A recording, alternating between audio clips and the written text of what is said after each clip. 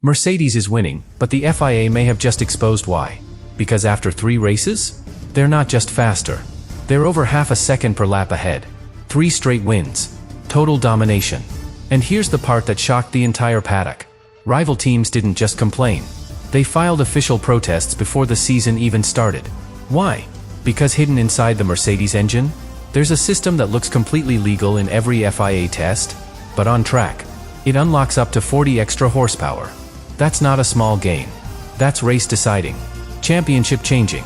So now the FIA is under pressure. Ferrari wants answers. Honda is demanding action. And Mercedes? They're not backing down. They're preparing for a fight. So what exactly did the FIA find? How can an engine pass every rule and still break the competition? And why could this discovery change the entire season overnight?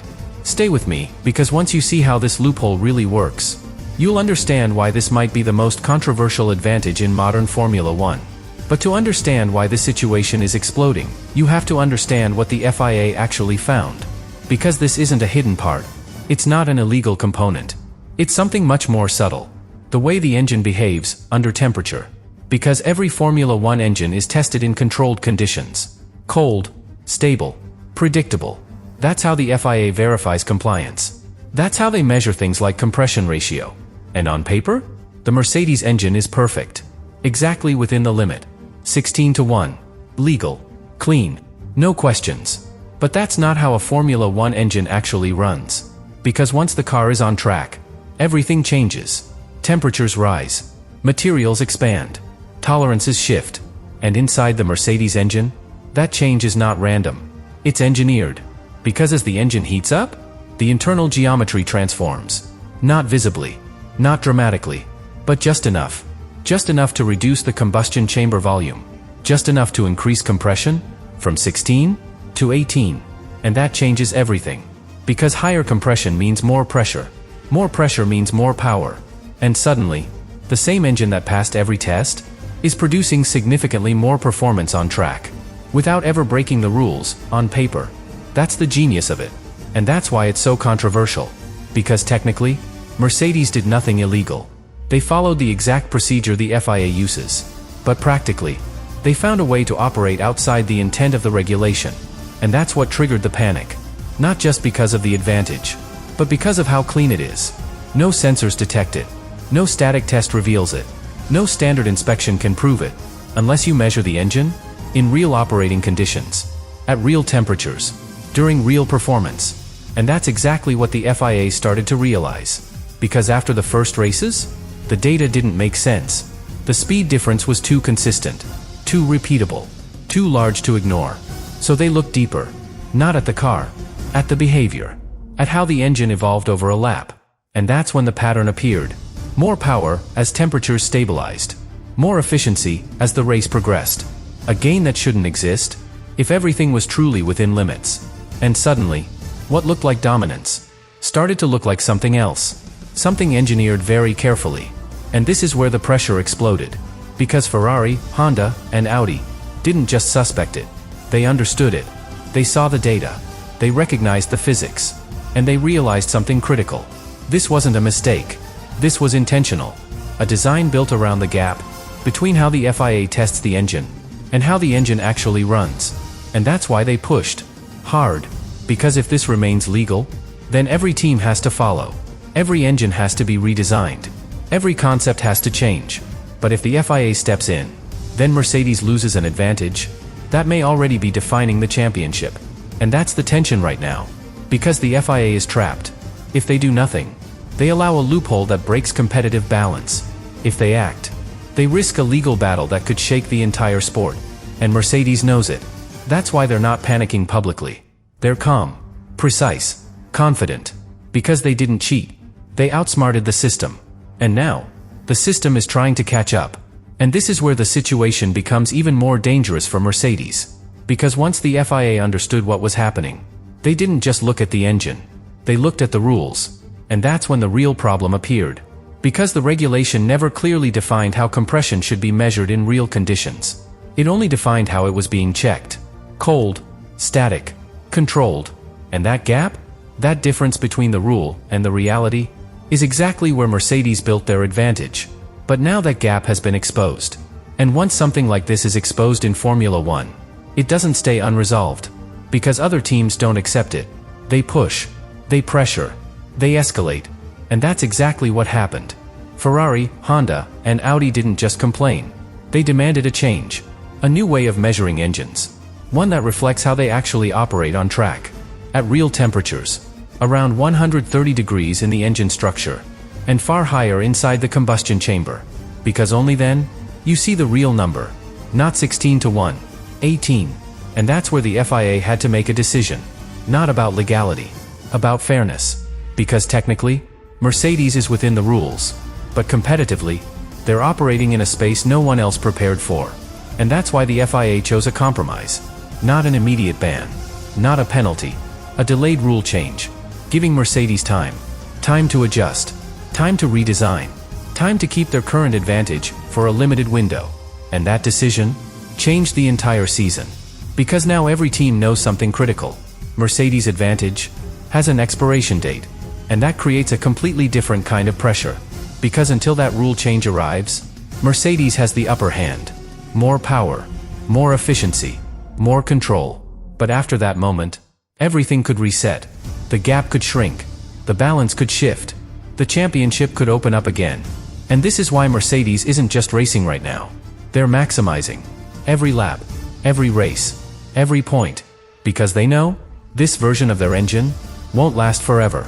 But here's where it gets even more intense. Because there's still something the FIA hasn't fully explained. Something that goes beyond compression. Because even after accounting for that advantage, the data still shows something unusual. An energy gain? That doesn't fully match the expected numbers. And that leads to a new question. One that is starting to circulate quietly inside the paddock. What if this isn't the only trick inside the Mercedes engine? What if this is just the one they've already found?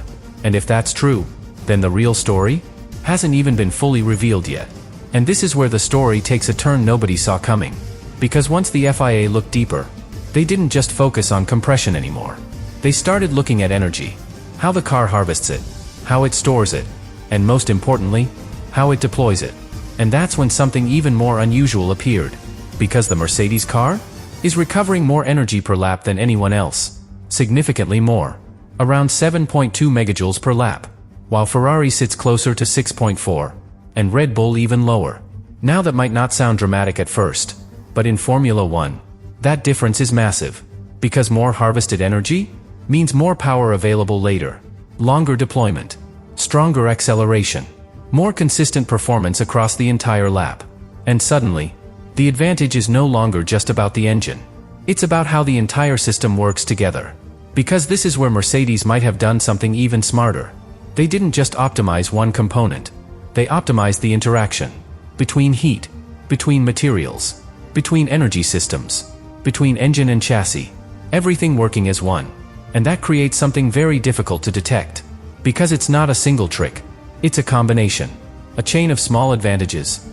That together becomes something much bigger. And that's why rival teams are getting nervous. Because you can copy one idea. You can redesign one part. But copying an entire system? That takes time. A lot of time. And time is exactly what they don't have. But here's where the tension inside the FIA grows even more. Because this second layer, this energy advantage, is much harder to regulate. There's no simple measurement. No clear limit being broken. It could be software. It could be thermal efficiency. It could be integration. Or it could be all of it, combined. And that makes it almost impossible to challenge directly. So now the FIA faces a different kind of problem. Not a rule violation. A performance gap they can't easily explain. And that's dangerous.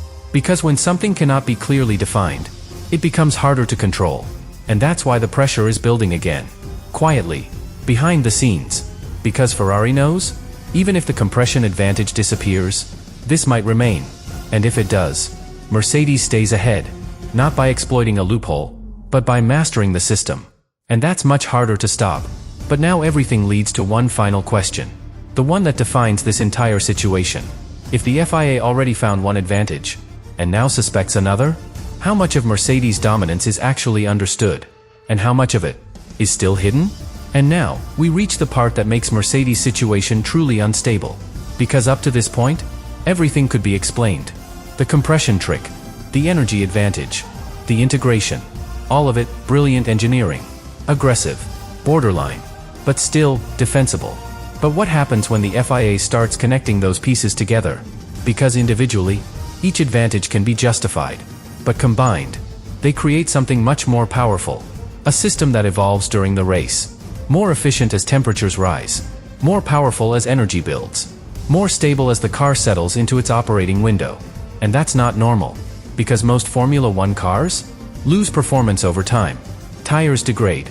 Temperatures fluctuate. Energy becomes harder to manage. But Mercedes seems to do the opposite. And that's what triggered the final concern. Because when performance improves instead of drops, it suggests something deeper. Something designed not just to comply, but to adapt. And that's where the FIA becomes uncomfortable. Because now they're not just regulating parts. They're trying to regulate behavior. And that's much harder. Because how do you control something that changes dynamically? That evolves with temperature? With load? With time? You can't just measure it once. You have to understand it completely. And right now, they don't. Which is why this situation is far from over. Because even with the upcoming rule change, even with new measurement methods, even with increased scrutiny, there's no guarantee Mercedes loses everything. They might lose part of the advantage, but not all of it. And that's the fear inside the paddock. That what the FIA has found is only the surface. That the real strength of Mercedes is not one trick, but a philosophy. A way of designing systems that operate right at the edge of regulation, without ever crossing it. And if that's true, then this isn't just a controversy. It's a warning. Because every other team now faces the same reality. They're not just racing Mercedes. They're trying to understand them. Trying to catch up to something they can't fully see yet. And that leads to the final question. The one everything has been building toward. If the FIA is still discovering how this engine really works, then how much of Mercedes' advantage is still invisible? And more importantly, when they finally understand it, will it already be too late to stop it?